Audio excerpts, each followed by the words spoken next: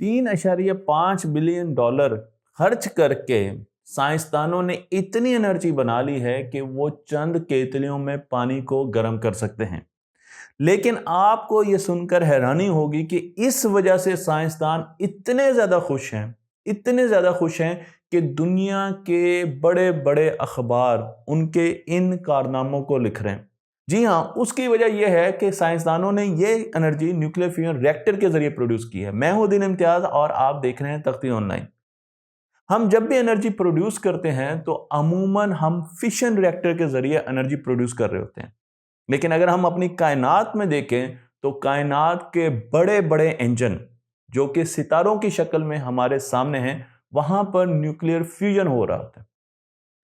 Nuclear fusion हमें clean energy देते हैं, किसी किस्म की रेडियो एक्टिविटी हमें नहीं मिलती। इसलिए आपने देखा है कि जो एनर्जी सूरज से आती है वो क्लीन एनर्जी होती है, लेकिन जो एनर्जी हम जमीन पर बना रहे हैं फिशन रिएक्टर्स के जरिए या और भी तरीकों के जरिए, पावर प्लांट्स के जरिए, वो क्लीन एनर्जी नहीं है। उसकी वजह से बहुत सा radio active waste material produce होता है, बहुत सी CO2 प्रोड्यूस होती है जो कि आगे हमारी आबो हवा को खराब करती है। इसलिए साइंसदान बहुत ज़्यादा खुश हैं क्योंकि ये एक अपनी नौयत का पहला वाक़या है और बहुत अरसे से इस पर काम हो रहा है। अगर आप न्यूक्लियर फ्यूजन के बारे में जानना चाहते हैं तो सिंपल डेफिनेशन ये है कि हम दो न्यूक्लियाई को इकट्ठा करते हैं, करीब लाते हैं, इतना ज़्यादा प्रेशर क्रिएट करते हैं, इतना ज़्यादा टेम्परेचर क्रिएट करते हैं कि वो इकट्ठे होते हैं और एक बड़ा एलिमेंट बना देते हैं। मैं आपको यहाँ पर हाइड्रोजन फ्यूल के तौर पे दिखा रहा हूँ। तो हाइड्रोजन के दो आइसोटोप्स को हम लेकर आए और हमने मजबूर कर दिया कि वो आपस में रिएक्ट करें, फ्यूज करें और हमें हीलियम आउटपुट में दें, और उसके साथ साथ हमें बहुत सी एनर्जी भी मिलेगी। बिल्कुल यही रिएक्शन हो रहा होता है सूरज में, लेकिन जब हम हाइड्रोजन बॉम्ब में यही रिएक्शन इस्तेमाल करते हैं तो हम उसे कंट्रोल नहीं कर पाते। इसलिए वो एक डिजास्टर्स चीज तो हो सकती है, लेकिन हम उसके जरिए कोई काम नहीं ले सकते। मैं आपको लेकर चलता हूं एक थर्मोन्यूक्लियर रिएक्शन की तरफ, एक थर्मोन्यूक्लियर प्लांट की तरफ। इस प्लांट को चाहिए बहुत ज्यादा टेम्परेचर और बहुत ज्यादा प्रेशर। उसकी वजह यह है कि इसने एक्सट्रीम कंडीशंस बनानी है। इसने सूरज या उससे भी ज्यादा टेम्परेचर लेके आना है ताकि वो इस प्रोसेस को कंप्लीट कर सके। और उसके साथ साथ क्वांटम टनलिंग का भी इस्तेमाल होगा। तो हमारे पास हाई टेम्परेचर, हाई प्रेशर और क्वांटम टनलिंग, ये सारी की सारी चीजें पूरी की जा रही हैं नेशनल इग्निशन फैसिलिटी यूएसए में। यूएसए में एक थर्मोन्यूक्लियर प्लांट बनाया गया है जहां पर हाइड्रोजन को लेजर्स की मदद से गर्म किया जाता है और हाइड्रोजन से हीलियम बनता है और उसके साथ साथ हमें बहुत सी एनर्जी मिलती है। ये क्लीन एनर्जी है। इसके मुकाबले में जो टेक्नोलॉजी है उसे टोकामैक कहा जाता है, जो कि एक कंपिटिटर टेक्नोलॉजी है। और इसमें हम गैसेस को लेते हैं, उनको बहुत ज़्यादा गर्म करते हैं, इतना गर्म करते हैं अंडर एक्सट्रीम प्रेशर और एक्सट्रीम टेम्परेचर कि वो प्लाज्मा बन जाती हैं। बिल्कुल वैसे ही प्लाज्मा जैसा कि हमारे सूरज में है। और फिर मैग्नेटिक फील्ड के जरिए उनको ट्रैप किया जाता है ताकि वो टोकामैक जो रिएक्टर है उसकी दीवारों के साथ इन कांटेक्ट ना आए। तो पहला जो बड़ा प्लांट आएगा जो टोकामैक बेस पर बनाया जाएगा उसे ITR प्रोजेक्ट कहते हैं, जो 2030 में आएगा। लेकिन मैं अगर आपको यहाँ पर थर्मोन्यूक्लियर प्लांट की तरफ लेके जाऊं, जो कि हम पहले देख चुके हैं कि लेजर्स के जरिए एनर्जी को प्रोड्यूस करेगा, उसकी डाउन साइड भी है। और उसकी डाउन साइड ये है कि हम यहाँ पर एक रिएक्शन करवा सकते हैं एक दिन में, एक रिएक्शन करा सकते हैं एक दिन में, लेकिन हमें इसे लेकर जाना है 10 रिएक्शंस पर डे। तो इसमें अभी बहुत ज़्यादा रिसर्च की ज़रूरत है। और उसके साथ साथ हमें 1 मिलियन हाइड्रोजन कैप्सूल्स को पर डे उन पर लेजर्स बरसानी पड़ेगी, उन्हें गर्म करना पड़ेगा।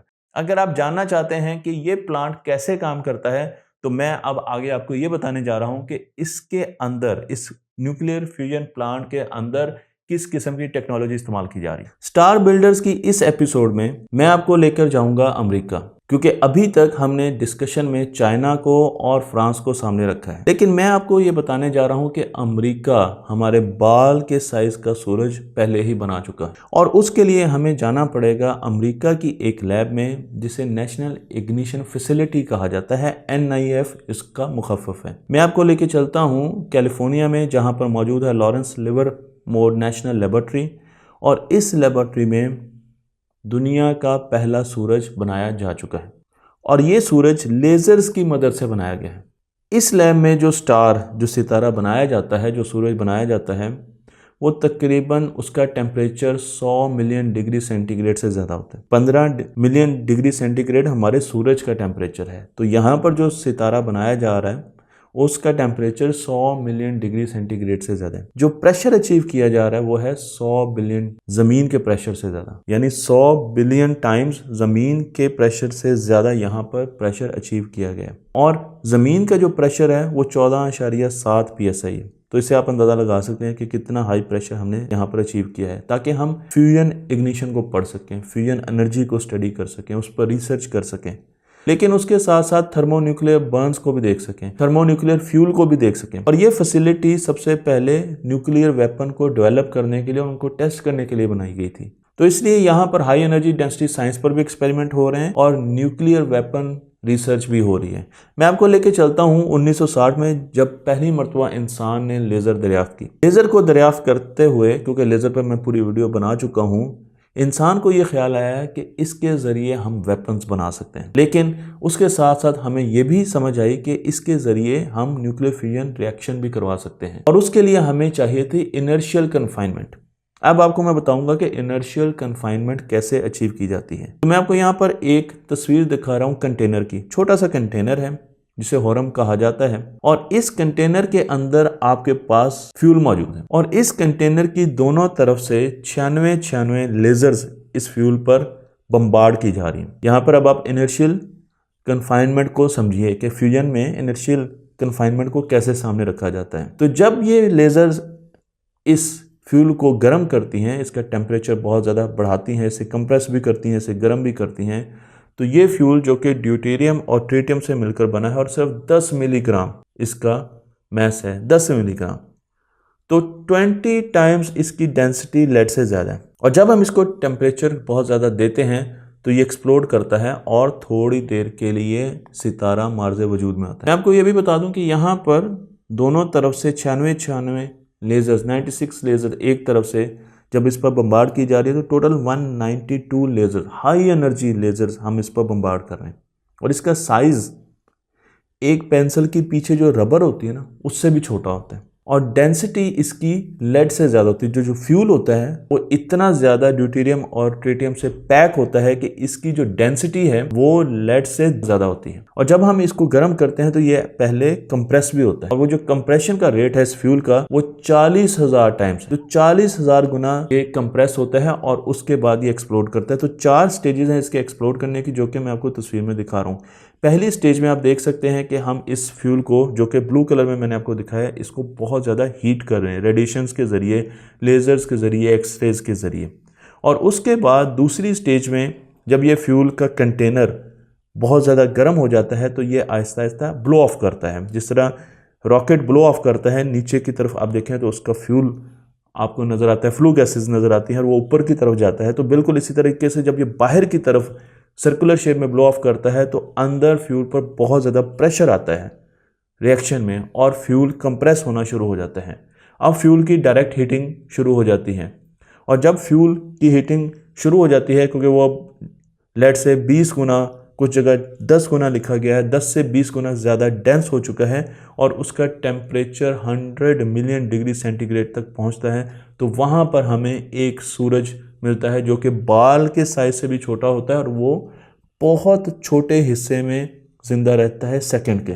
इस पूरे फ्यूजन रिएक्शन में जहाँ पर ड्यूटेरियम और ट्रिटियम आपस में फ्यूज़ हो रहे हैं, वहाँ पर हमारे पास हीलियम है आउटपुट पे, और साथ एनर्जी प्रोड्यूस होती है, अल्फा पार्टिकल्स प्रोड्यूस होते हैं।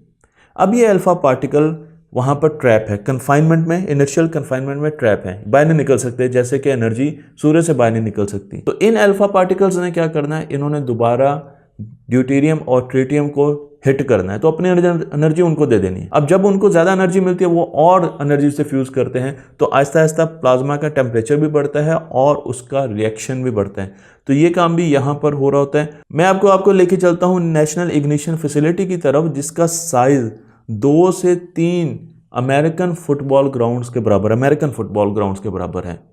एक साल में 40 मरतबा लेज़र्स को शॉट किया जाता है, जिसमें बहुत और भी एक्सपेरिमेंट किए जा रहे हैं। और जो लेज़र इस्तेमाल की जाती हैं वो बहुत ज़्यादा हाई पावर की होती है, और उन्होंने बहुत छोटे हिस्से को हिट करना होता है, तो इसलिए बहुत ज़्यादा एक्यूरेसी चाहिए इसको बनाने के लिए। इंजीनियरिंग का मार्वल है। मैं आपको यहाँ पर एक एनिमेशन भी दिखा रहा हूँ जो कि आपको पूरा सीक्वेंस बताएगी, और मैं साथ साथ बोलता जाऊँगा कि सबसे पहले हमने एक बहुत छोटी एनर्जी से शुरू करना है, एक लेज़र प्रोड्यूस करनी है, इंफ्रारेड लाइट प्रोड्यूस करनी है नैनो जूल की। ये इतनी कम एनर्जी है कि जब आप एक सेब को ऊपर उठाते हैं तो ये उसके billionth of times come energy है। इस एनर्जी को जब हम प्रोड्यूस करते हैं तो उसके बाद इस एनर्जी को अब हमने हाई एनर्जी लेज़र में कन्वर्ट करना है। तो चलते हैं मास्टर ऑसिलेटर रूम की तरफ, जहां पर एक छोटी सी पल्स क्रिएट की है लेज़र की, जो कि 20 नैनोसेकंड बड़ी, और हमें पता है कि रोशनी की स्पीड फिक्स है, तो अगर 20 नैनोसेकंड बड़ी है तो इसकी जो लेंथ होती है वो एक पल्स की 6 मीटर होती है। तो 6 मीटर की हमने एक लेज़र जनरेट की और उसको आहिस्ता आहिस्ता हमने एम्पलीफाई किया, और एम्पलीफाई करने के बाद हमने उसको 48 लेज़र्स में फर्दर डिवाइड कर दिया। अब इन लेज़र को हमने मुख्तलिफ किस्म के एम्पलीफायर से गुजारना है और इनको और ज़्यादा एम्पलीफाई करना है। तो मैं जल्दी जल्दी आपको उनके बारे में बताता चलता हूँ कि हम इनको 2 चैनल्स में ले जाएंगे, और 2 चैनल्स में ले जाकर, क्योंकि वो दोनों चैनल आपस में फाइबर ऑप्टिक्स के ज़रिए कनेक्टेड हैं, तो हम प्री एम्पलीफायर को इनपुट दे देंगे जो कि इसको 10 बिलियन टाइम्स एम्पलीफाई करेगी। और उसके बाद इन लेज़र्स को हम 192 लेज़र्स में डिवाइड कर देंगे, और फिर इन्हें मेन लेज़र सिस्टम में रखा जाएगा, इनपुट दिया जाएगा। मैं आपको ये सारी चीज़ें एनिमेशन में भी दिखा रहा हूँ। तो हमने यहाँ पर 8 बीम्स को फोकस किया, सैंपल लिया 8 बीम्स का। अब जो उनकी पहली एम्पलीफिकेशन है वो पावर एम्पलीफायर में हो रही है, जहाँ पर 5 ग्लास की स्लैब्स हैं जिनको फ्लैश लैम्प के साथ पावर किया जा रहा है, और ये उनके बीच में लेज़र ऑसिलेट कर रही होती है, आ रही होती है, जा रही होती है, टकरा रही होती है और एम्पलीफाई हो रही होती है। 4 मरतबा इनको बैक एंड फोर्थ ऑसिलेट कराया जाता है ताकि ये अपनी शेप भी मेंटेन कर सकें, एम्पलीफाई भी हो सकें, और इनकी क्वालिटी को भी देखा जा सकता है। तो उसके बाद इनको हम एग्जिट देते हैं। लेकिन अब ये जितना भी प्रोसेस है, ये सारा का सारा प्रोसेस एक मतलब दोबारा रिपीट किया जाता है। तो हम मुख्तलिफ एम्पलीफायर से गुजारते हैं, मुख्तलिफ जगह पर इनको ऑसिलेट करवाते हैं, ग्लासेस से टकराते हैं, और उसके बाद जो हमारे पास एम्पलीफिकेशन फैक्टर आता है वो 10 की ताकत 5 10 to the power 15 टाइम्स ये ज़्यादा एम्पलीफाई हो चुकी होती हैं। और फिर हम इनको डायरेक्ट करते हैं हॉर्न की तरफ, और उसके लिए हम इनको लेके जाते हैं एक स्विच यार्ड की तरफ, ताकि इनके 2 पेयर बना सकें, और एक पेयर ऊपर की तरफ चला जाता है, दूसरा नीचे की तरफ चला जाता है, और वो हॉर्न को यूनिफॉर्मली हीट कर सकें। कितनी देर के लिए हीट कर सकें? 1 सेकंड के बिलियंथ सेकंड तक वो इसको हीट कर सकें। और जब वो इसको हीट करती हैं तो आपको पता है कि उसके बाद फ्यूल कंप्रेस होता है, हीट होता है और एक्सप्लोड करता है, और हमारे पास सेकंड के बिलियंथ ऑफ सेकंड के लिए एक सूरज बनता है जिसके ज़रिए हम एनर्जी हासिल कर सकते हैं। रिसेंटली जब मैं इस टॉपिक पर रिसर्च कर रहा था तो मैंने देखा कि अमेरिका ने रिसेंटली NIF में 10 क्वाड्रिलियन वॉट्स प्रोड्यूस किए हैं एनर्जी के, सेकंड के कुछ हिस्से के लिए। ये इतनी ज़्यादा एनर्जी है जो कि 700 अमेरिका को चाहिए। तो अगर 700 अमेरिका हमारी दुनिया पर हो तो उसके लिए ये एनर्जी यानी 10 क्वाड्रिलियन वॉट्स की एनर्जी काफ़ी होगी। लेकिन कबाहत अभी यह है कि ये सिर्फ सेकंड के कुछ हिस्से के लिए हम प्रोड्यूस कर रहे हैं, और जैसे जैसे हम इस टेक्नोलॉजी में आगे बढ़ते जाएंगे तो हम इस टाइम को बड़ा करते जाएंगे। और इमेजिन कीजिए कि अगर हमें 10 क्वाड्रिलियन वॉट एनर्जी एक न्यूक्लियर रिएक्टर से मिल रहा है और वो भी सस्टेनेबल एनर्जी हो, तो हमारी एनर्जी की ज़रूरियात ख़त्म हो सकती है। मुझे उम्मीद है कि अब आपको इस पूरी डॉक्यूमेंट्री में, जहाँ पर हमने इनर्शियल कन्फाइनमेंट्स को भी डिस्कस किया, हमने ग्रेविटेशनल कन्फाइनमेंट्स को जो कि सूरज के उनको भी डिस्कस किया, और हमने मैग्नेटिक कन्फाइनमेंट्स को भी डिस्कस किया, और मैंने आपको बताया कि ज़मीन पर सूरज कैसे बनाए जा रहे हैं, कौन कौन से प्रोजेक्ट्स किए जा रहे हैं, और वो प्रोजेक्ट कैसे कैसे हमें आउटपुट दे रहे हैं, और फ्यूचर में हमारी एनर्जी की ज़रूरियात इन प्रोजेक्ट से कैसे पूरी होंगी। तो मुझे उम्मीद है कि ये सारी डॉक्यूमेंट्रीज़ आपको पसंद आई होंगी। तख्ती ऑनलाइन को लाइक कीजिए, शेयर कीजिए और इस इल्म को दूसरों तक पहुँचा दीजिए।